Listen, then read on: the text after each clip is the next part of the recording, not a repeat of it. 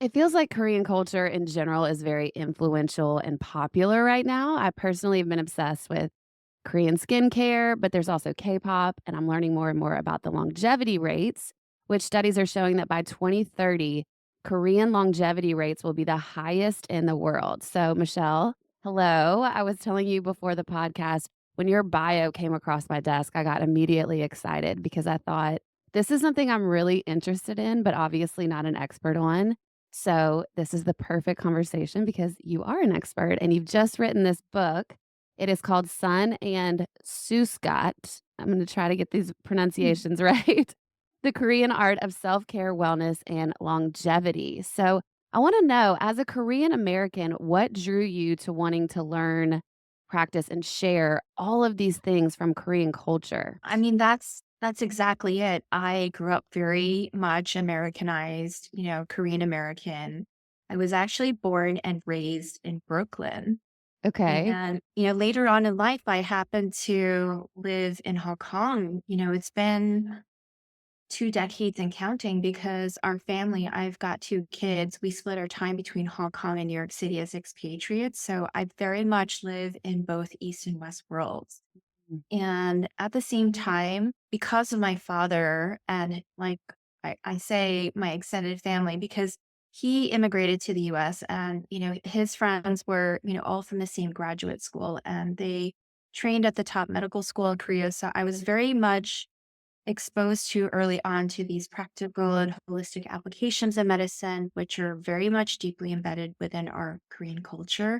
Mm. Like, for example, using whole foods and holistic measures to recover from surgery, from pregnancies, even. I mean, it's very normalized to take a month off to, do all these things to recover with your body from colds, from injuries. And I didn't really kind of connect the dots until much later. And later, I married into a traditional Chinese family that embodied these nourishing traditions passed down generationally. In the beginning, I actually hadn't intended to write a book. Something had happened to me. I sort of started embarking on this journey. I was in Hong Kong. I had launched a dream social impact startup that experienced a lot of growth. It was a sustainable fashion brand that was, transforming textile.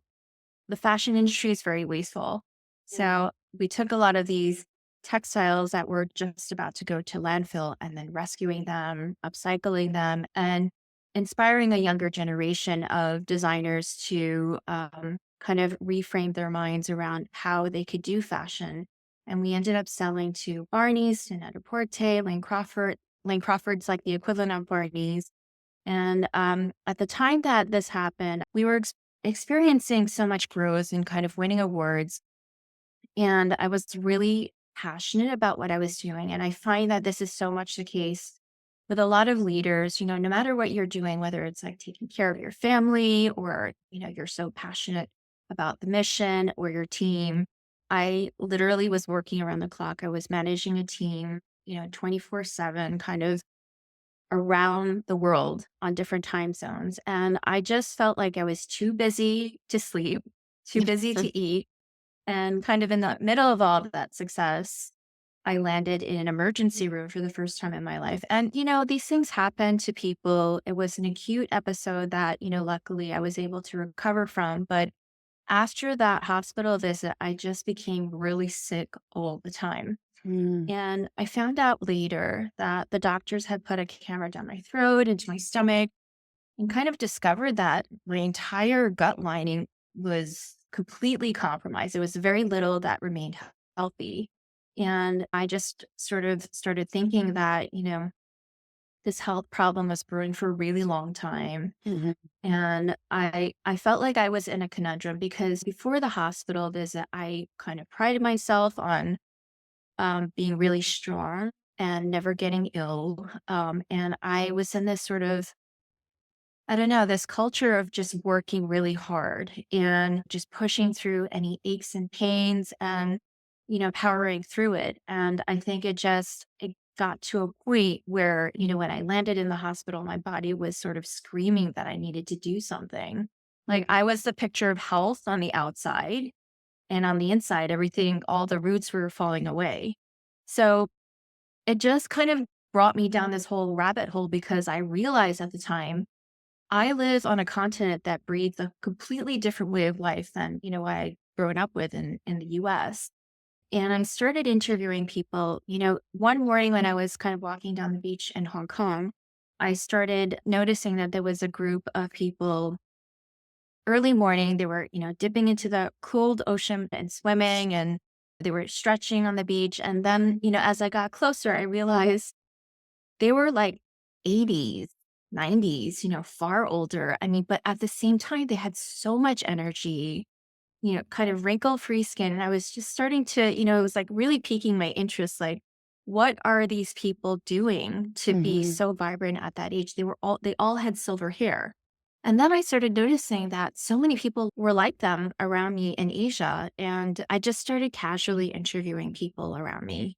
So it was just kind of like trying to grapple with what I had grown up with, sort of the narrative of, okay, I need to race because, internally I was thinking, okay, by 50, things are going to start declining. My mental health, my mental abilities, my physical abilities. And it was just, I just needed to race to achieve it all.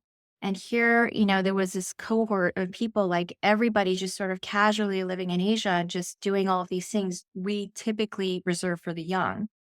And so, as I was starting to look at the data, and you mentioned that Korea is expected to top the longevity charts in 2030, but actually, when you look at the data, all of the Asian countries kind of jostle for this top position. And they have obesity rates that are in the single digit. I started getting really curious as I was going through the data, and then I started formalizing my training. So I went into two functional food medicine programs. Okay. And, this is something that's sort of an addition to what I typically do. I'm a Harvard Business School graduate. I'm a social impact entrepreneur, but I was just really interested to learn and extend more. And I actually extended that into healthy aging and mother baby care because, I'm the mother of two children. I wanted to impart that wisdom with my two children. And then I started to travel. And, as I started learning more and more, I just started really realizing a lot of things around me, like my colleagues, my friends, just started getting really ill and kind of becoming these mirrors to Mm. what I was. It first starts as an acute episode, then, you start ignoring it, and then it becomes this irreversible state. Sometimes it's incurable. And I was sort of lucky that I caught it early on enough to, reverse it and to get better. And then at the same time, when I came home, being ill, my husband was cooking me all of these healing foods, things that his grandparents and his parents had taught him. And it just could help me to connect back to, oh, this is what my parents used to do for me. And it was so embedded in our Korean culture. And so I started traveling and interviewing a lot of people across Asia. I went through China, Japan, I went through Korea, and luckily, from Hong Kong, it just is so much easier to go around the longevity hub of Asia. But it was just really fascinating because I was able to see a lot of things with my own eyes, but also develop patterns, just kind of, well, how can I take this ancient wisdom and translate it into a modern lifestyle where I'm super busy? I'm a mother of two kids. I want to do a lot of different things. And so, how can I find ways that are efficient, effective, that, I'm very much an environmentally friendly person? How can I find solutions that are going to align with my values and the way I want to move forward? So, that's how I ended up with the book. Well, you touched on a lot of different topics that I wanna get to. You basically just set up the whole interview, so thank you. Okay. Um, but you mentioned the 2 things that I think are really sticking out to me, and I think this is how kind of the book is structured, but self-care and then food as medicine, and I love that you started your journey by basically reaching burnout and also your health really declining, because I think we're starting to see a lot of that in America, and I know I've specifically bumped up against some of the same things. Like, we have these expectations on ourselves to succeed, and we all want the American dream of really like building our own business and having that kind of praise or whatever it is, success, I guess. But we do it at the sacrifice of our own self and our own bodies and our mental health and all of that stuff. And so it seems like it's starting to come into the conversation of how do we switch that, but we don't necessarily know how. So I love that you went back to ancient cultures that have been doing this for so long, and you're seeing these women in the bath or the water, and you're like, "Wait, how do I want what they have?" Like, you were actually witnessing it. So let's start maybe with the food piece of it, because that is a big thing that I love to talk about, and my listeners are very used to me saying, "I look at food as medicine and ways to heal our bodies." But I think in America, it's almost the opposite, like, it's making us sicker the way we eat here, and the obesity rates are out of control, and all of that. So I wanna know, in the book, I know you talk about the longevity pantry, and maybe we can start there, but can you explain to listeners maybe how the Korean culture uses food as medicine, and then get into what the longevity pantry is? So there's a word in the Korean language. It's yakshik and it's a sort of complicated word, but it means food is medicine. And it's food is important. It's a very important driver in our biochemistry, but it's a philosophy that kind of encapsulates a lot of the natural methods. And the idea dates back to ancient times. It's this orientation of trying to prevent, be proactive with your health, and I think it's a wellness philosophy that we often dismiss or forget as a first step. So, the idea in Korean culture is that healthcare actually first starts with what you eat. And then, you try to allow your body to naturally heal. Mm, And then, secondarily, if it doesn't improve, then you go into advanced medical treatment. I kind of labeled it in my book two schools of medicine. And I feel like that is actually what is very fundamentally different between what is happening in US healthcare culture and in Asia. mm, So sometimes I feel like there's two camps in the US. There's those that are in, medicine and they're sort of rejecting the holistic measures, and then those, on the opposite ends of the spectrum. But what they're doing here in Asia is that they're embracing both. There's so many reasons why I wanted to write the book, but one of the reasons was that I feel like, I kind of dream of like a future in medicine, healthcare in the US where food is part of the spectrum of mhm, care. It starts at home. And even if you're not cooking, you kind of know the ideas of food preparation, you know what the ingredients are. I always feel like if I'm speaking about the book with my friends who don't like to cook, try to do it at least once, because then you know the role of an ingredient, what's important and what's actually not important in the food that you're eating, because we're so disconnected from real food in our modern culture. A lot of things come packaged, like ketchup is actually tomato and it's like then deconstructed into something else, which is maybe not a tomato. And so we're very far away from actual food. And so I think when you start with the simple thing of even thinking about preparing and being mindful of what you're eating, then that's kind of the first step. So, it's very embedded in the culture. Like I mentioned, that it's normalized after you give birth that you have 1 month where your body's healing from pregnancy. And it's kind of like a whole community village mentality. Everybody's coming together to help the mother. They're bringing food. And there's specific foods that are given to the mother to help her breastfeed if she wants to, and to also, help with the baby. I mean, longevity education starts really early in Korea because babies as old as 6 months old are starting with kimchi, really? probiotic, rich foods. Yeah. Kimchi is such an important aspect of their culture. It's like really part of their cultural identity. There's like 200 varieties of it. There's, community activities around it. And it dates back to a long time ago when there was no refrigeration. They buried things and then it fermented and actually came out with this like beautiful flavor, but also this diversity of really friendly bacteria, which helps with the microbiome, which now I feel like new science is only just wrapping our heads around. Like, only Mm, recently did we uncover that we have a microbiome in our brain, which has implications to Alzheimer's. So, mm, the microbiome is this trillions of bacteria that we have, in our systems. It's on our skin, it's in our mouth, now we know it's in our brain. But the food that they're eating, these fermented foods, actually helps build the balance. So there's the balance of the ecosystem in the microbiome. And so when they eat the kimchi, it helps bring it back to balance. So it's as simple as that. It's very interesting when you go back to kind of studying the dossiers of the royal kingdoms. They used to do what we're now, I feel like, should be the future of medicine.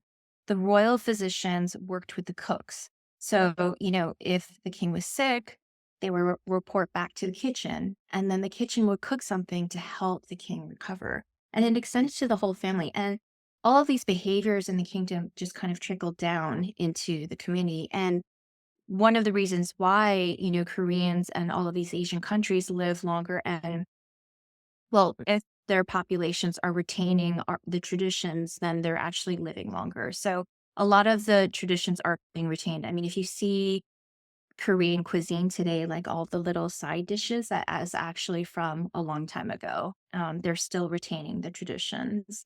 So it goes back to the food as medicine philosophy. And I really like this idea. I never used to think of food as medicine. I mean, I was kind of, before I started this journey, I was like working really hard, working out really hard.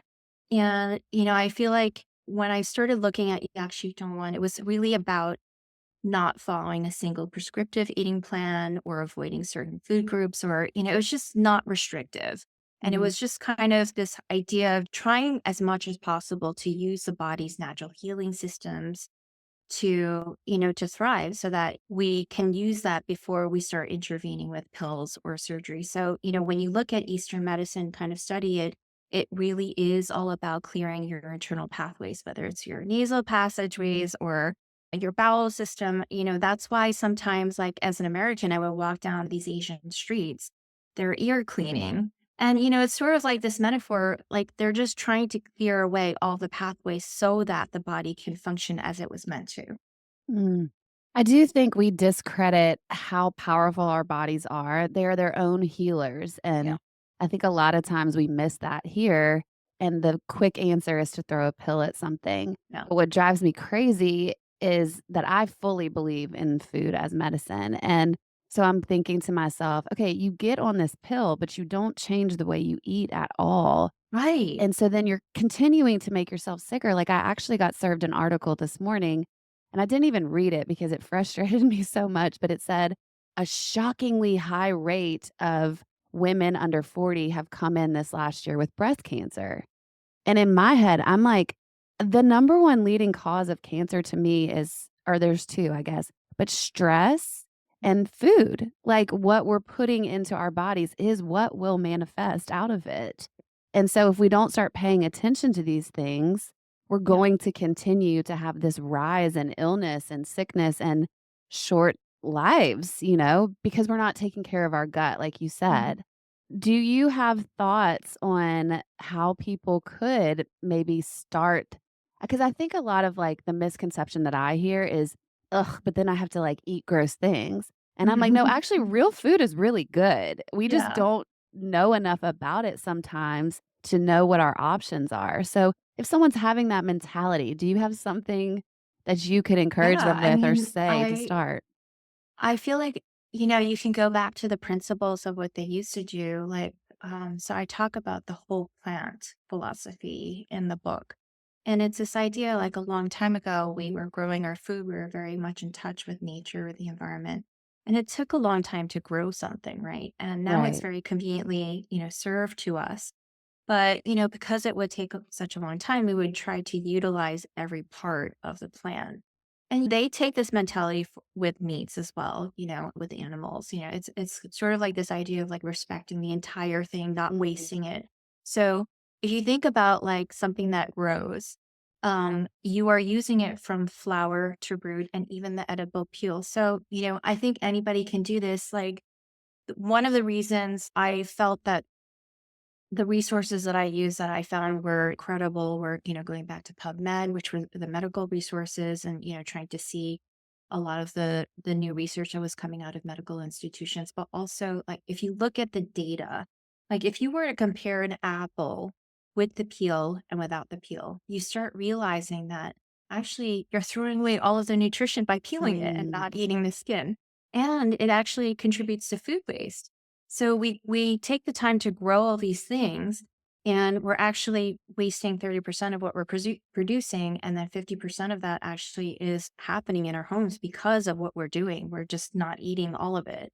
And so we're missing out on a nourishing supply just by not eating the peel. And the other thing too is that there's a lot of like really staple items that, I found were really key in, I call it the longevity pantry. But what I found so encouraging is that when you start taking a look at these villages and how these centenarians are eating, it's not like these beautiful Instagram photos, they're not artisanal. They're just sort of like, very fresh ingredients, but they're using certain ingredients to heal. So, for example, vinegar is now part of my longevity pantry. I Okay. use every single kind. And one of my favorites is persimmon vinegar. Persimmon is it's a milder flavor, but also has a higher load of antioxidants. And vinegar, Koreans will put it in soup. There's a Hmm. tangy flavor, but it also helps with your metabolism and it also helps with your sugar control. And so, yeah, I use white vinegar. Black vinegar is something that I use as well. They all have their own sort of flavors. And I feel like what I've done as sort of like a transformative switch in my diet is I've moved my palate from sweet to savory, especially in the morning on an empty stomach. So yeah, there's a lot of things that the Koreans are using just through their condiments, like their fermented foods, like the kimchi. Kimchi's so good too. If you It haven't is tried really kimchi, I good. highly recommend it. It's one of my favorite snacks now. Oh, really? Yeah, I That's love good. it. Yeah, and if the spice is too much for you, there's always sauerkraut. And Mm, then, before it gets fermented, cabbage is super important in mm. Korean culture, and there's so many varieties of it. So that's definitely a part of my longevity pantry as well. And the other switch that I really made was fruits. I feel like I took it all out before, and I was a wellness enthusiast because I was worried about the sugar load, and Mm. now fruits are very much a part of my diet. It's my way of getting all of the rainbow colors, but also Mhm. the fiber, and citrus fruits in particular is something that I use every day. Okay. I love that you mentioned the thing about the sugar because I think that's such a misconception too. We hear these buzzwords like, oh, we don't want any sugar in our diet, but like that's a healthy sugar. And there's also, it's loaded with vitamins. And so we're missing out if we don't allow ourselves these things. But then we go eat all these things that are full of chemicals. Like it just doesn't make sense to me the more I've learned about it. I think we just have some unlearning to do in this Mhm. country about that. Yeah. And so I learned something called temple food um, Okay. from the Korean Buddhist nuns. And there's like a foundational pantry that they use. So they'll use a sesame oil with traditionally with soy sauce. Hmm. Um, and then these red pepper paste, it kind of is derived from fermented soybeans, which is a Is it bedrock in Asian miso cuisine. paste? But that Is it the so miso it's called paste? gochujang. I Okay. don't know if you've heard of it before, but it's a No. paste that you can find and it's Okay. fermented and it has this like really amazing umami flavor. So whatever, like sometimes I even dip a cucumber into it and it just Mm. makes it taste really good. Yeah. Yeah, that's the thing. The more I learn too, it's like there are little switches you can kind of make. Like I've been using a lot of turmeric in the things that I cook because it's really Yeah. good for inflammation. And it's so wild because it's not that far out of reach. I mean, Right. once I started thinking about it, I mean, I can cook with it so often.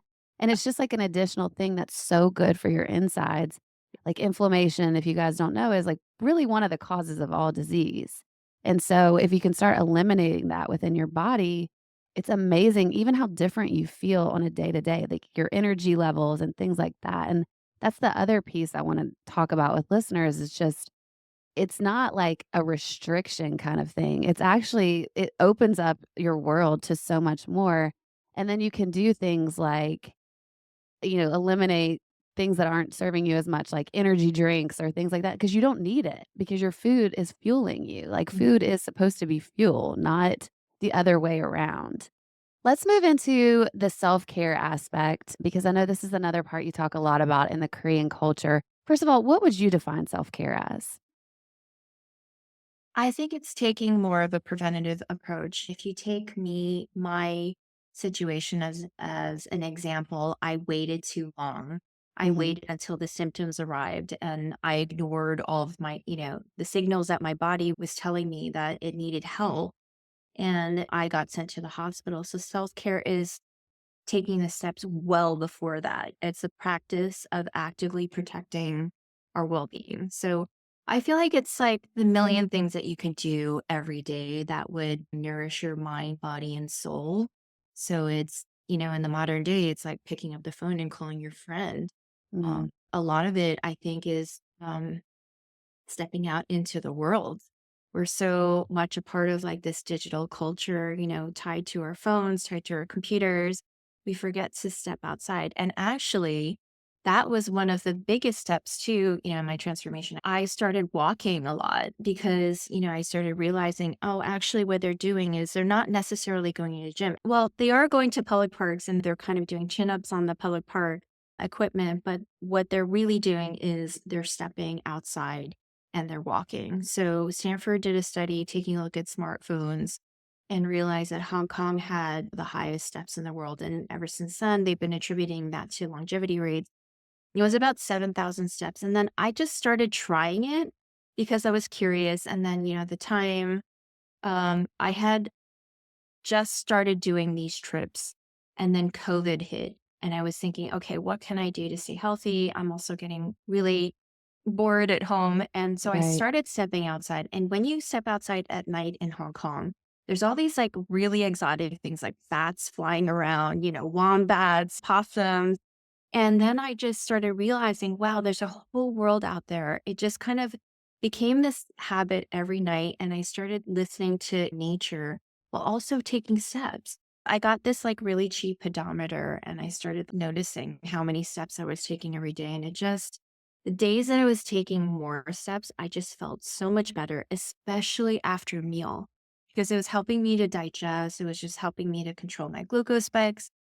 It's been really transformative. And so the steps you can take inside, I do it, running errands inside or cleaning the house. But when I do it outside, I just make my day. So that really, I try as much as possible to make that kind of a daily requirement for myself.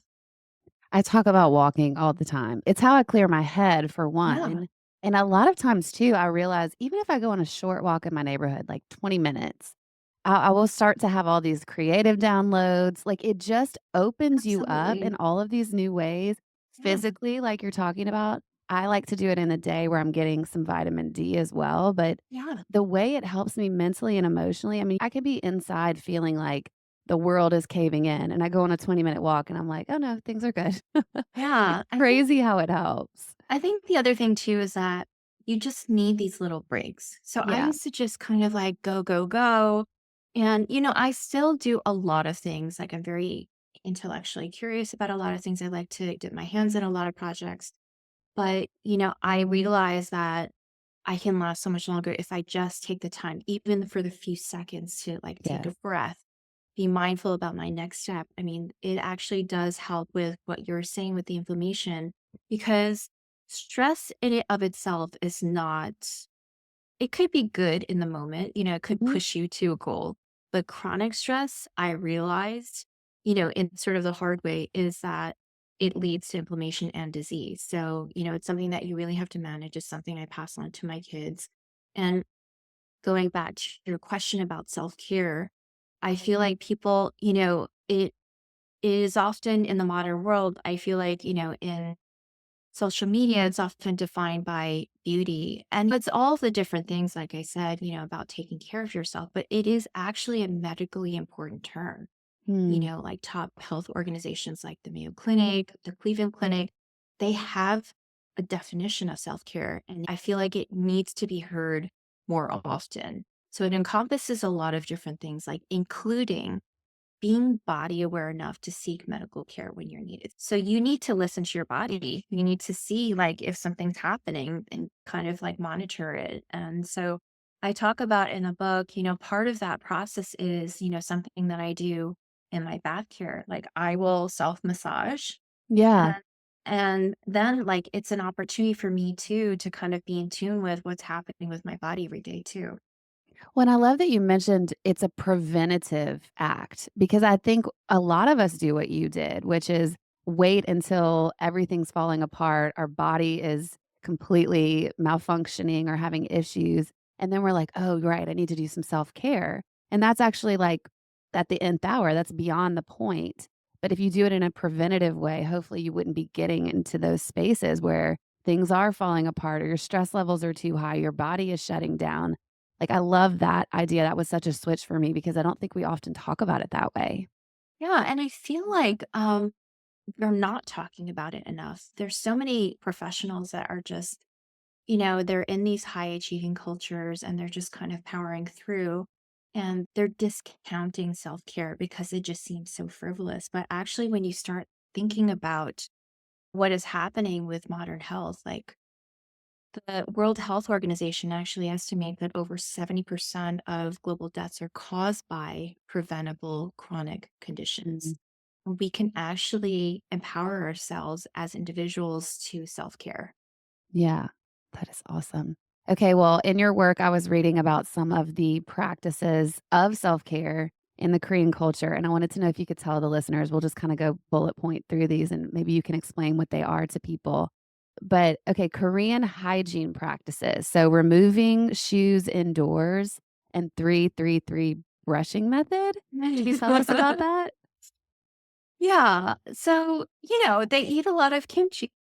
And so, Right? they're just making sure that they are mindful of their oral health. So, I think there's a lot of things in Korean culture that are just normalized. It is not Okay. strange for them to take care of themselves. Okay. And so, if you use the word self care with them, they might be puzzled because it's just so normal for them to Okay. do these things. Like, These if are you just go practices. right, like if you, and even if I ask my parents, they won't choose the same words, they just do it. And so, like, this is an example. You go on a plane and you're Right. going to Korea or you're coming back from Korea and it's a long haul flight. And they will start putting videos of stretching. They'll give you Mm, stretching exercises because they know that you've been sitting for hours and your body needs to, you need to help encourage the circulatory systems. And they're showing you how to stretch. I mean, even during COVID, they were actually implementing through YouTube these Olympic stretches, done by the Olympic gymnastics team. And it's so normal if you go down the streets in Korea, people will just stop walking and they're just stretching. And it's very normal. So as Americans, it's kind of like a strange concept, but even just taking off the shoes, it kind of makes sense. You're like keeping all of the mud outside. But yeah. it does date back to a long time ago because there was something called ondols. They're heated floors. So it was just like this very clever system of using heat from the kitchen and then kind of like it moved horizontally into the bedroom. And the floors was where they slept, where they ate, so it really needed to be clean. But yeah, it's very much something that I do at home as well. And when I was working in Korea, that's what they do in the office as well. In the office even. Yeah. Oh, that's so interesting. Okay, this one was really interesting to me because I always think of coffee and tea as dehydrating, and Mhm. you say that they in Korean culture, they stay hydrated often by drinking more decaffeinated herbal tea. So is it the caffeine that dehydrates us? Yeah, I think so. I mean, they are employing a lot of different ways of hydrating. Okay. So that also includes food. So Mm, if you go back to the cucumber example, cucumbers are 96% water. right. So, and then not only that, if you dip it in like a salt derived condiment, you're actually boosting the hydration and, Oh, that's boosting your electrolytes. So they're doing a lot of different things, including the nourishing broths. The tea that you mentioned, it's a boricha and it's a roasted corn tea. And it's kind of like if you think about like flavored water, if you're kind mhm. of they drink it like water, and it's Huh. very good for your skin. I drink it all the time now. So I have these 2 carafes at home. One is filled with, filtered water, and I put lemon in it. The Yes. other one has boricha in it, And you and just drink that's what I that. drink all day. Okay, and lemon water is actually really good for digestion, right? Just putting lemon Yes. in your water. Okay. These are like you said, it's very day-to-day things that they're Yeah. not big adjustments, but it's just incorporating the small things into our lives as these preventative, basically healthcare Yeah. methods. So fascinating. Okay, what about forest bathing? And how if we live in a city, how can we, incorporate this into our day-to-day life? I think even walking down a tree-lined street actually Mhm. exposes you to, fresh air, the bacteria in the air. We are, especially, post-COVID, we're very um, anti, sort of germs. But Right. actually, self-care is predicated on this idea of terrain-based living. So it's being at one with the environment, with nature. Forest bathing actually is very healthy for your gut because Hmm. um, you are being you're exposing your body to all of the things that are happening in the environment so that they have healthy responses when you're exposed to them. And so it's very, it's not only really healthy for your body, but it's also, it's just like a de-stressing method as well. I think it's just very nourishing to be out in nature. It is a really popular activity in Korea, like something that everybody does, like even teenagers, they'll go out into the mountains and forest bathe. It's very popular. Can you explain to listeners what it means to forest bathe? Well, if technically, if you were close to a forest or if you wanted to use that as a destination, you go into the forest and you kind of breathe in the forest air and you walk sort of mindfully. And, it could just be for like a momentary walk, but that's it. That's forest bathing. To just being amongst trees, like you said, if you don't have access to an actual forest, can kind of incorporate the same things. Okay. I feel like even if you were in a city and you kind of walk next to open water, I think anything kind of being close to nature is, I even try to bring nature home by, bringing plants in. Yeah. I think we're just so far removed from nature Mhm. often. Mhm. Let's talk a little bit about Korean bathhouse culture because I do think you can find that in the States somewhat now if you start digging for it. Yeah. And I haven't personally tried this, but I have some friends who have and they love it. They speak very highly of it. So, can you talk about the wellness for everyone approach? Even when we're thinking about our youthful skin, which is a huge I know Mhm. we all wanna maintain great skin, and as aging can be a tricky process. So, let's talk about it in relation to that. Yeah. So skin health is actually for them, it's very much like an inside out. So the fermented foods is like it helps with the radiance. I mean, if you start taking a look at these Buddhist nuns, they are literally luminescent. It's amazing. Um, the bathhouses are called jjimjilbang in Korea. And so for a few dollars a day, you can go into, for 24 hours actually, you can step into this entire world of like kind of like a complex maze of, hot saunas, cold baths, all the things that you're starting to hear about. But Yes. it's something that is very normalized. Like people will do it every day if they live near one. But it incorporates massages. It's a very body positive environment because, you're sort of like stripped from everything, Mhm. like your fashion, your clothing, jewelry, your makeup, and it's for every age. So a lot of children go with their grandparents and then people will go for a date night. There are, sort of you know, a section for men and a section for women Right. and then they come together, clothed. But I feel like it is such a powerful way to impart knowledge about what people can do for their self-care toolbox. So one of the sort of very Korean things about it is this deep exfoliation that happens. Mhm. You are completely naked and someone is vigorously exfoliating you. They're kind of like exfoliating the top dead skin off your skin. And you're sort of like you come out very like baby skin, baby soft skin, and you're sort of glowing. It's not something that they do all the time, but just to have that regular, sort of sloughing, I think is really helpful. So you'll see like if you go into an H Mart or some kind of Korean mart, you'll see a lot of these like towels Mhm. that are a little bit rough, and that's what it's for. It's for the Oh, exfoliation for process in your exfoliation. bath. So even if you're not next to a bong, you can take it back home into your bath care routine and exfoliate your skin. Well, I think this is actually a good transition. So you mentioned that someone would be doing that to you, but also like the Korean bathhouse culture in general feels very community based to me. And there was a word I asked you how to pronounce before the podcast, and we'll see if I can get it right.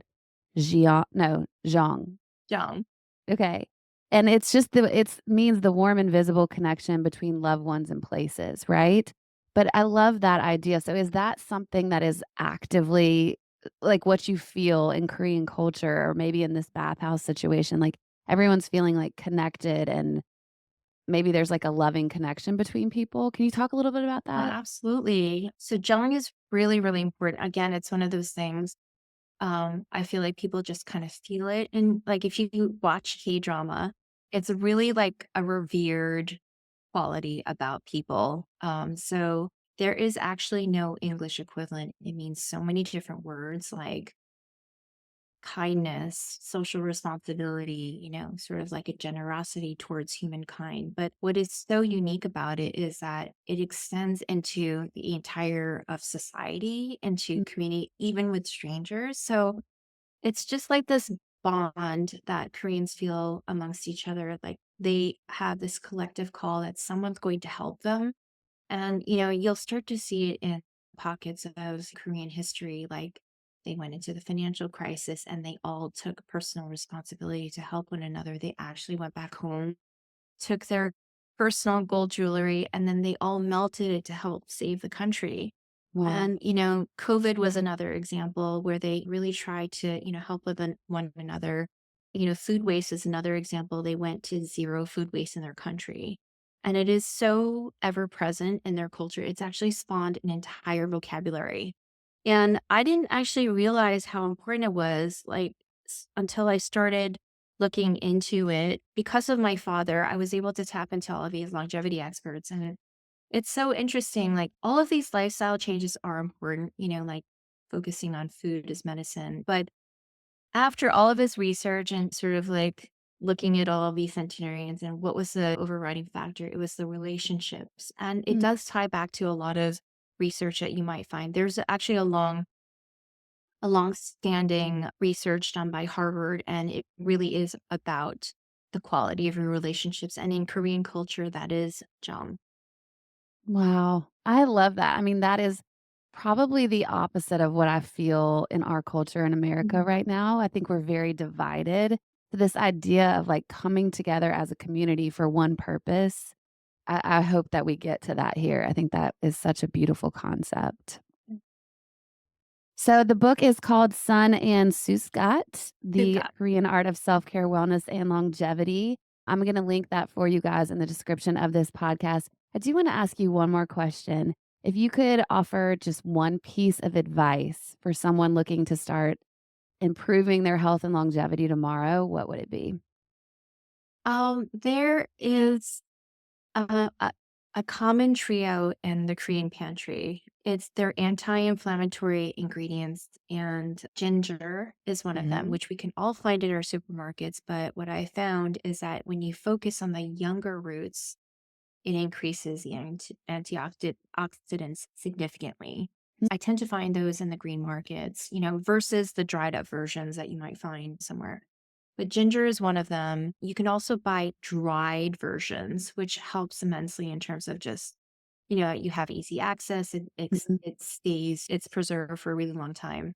Jujubes is another one. It helps with circulatory issues. And those are red dates. And I buy those dried, and then ginseng.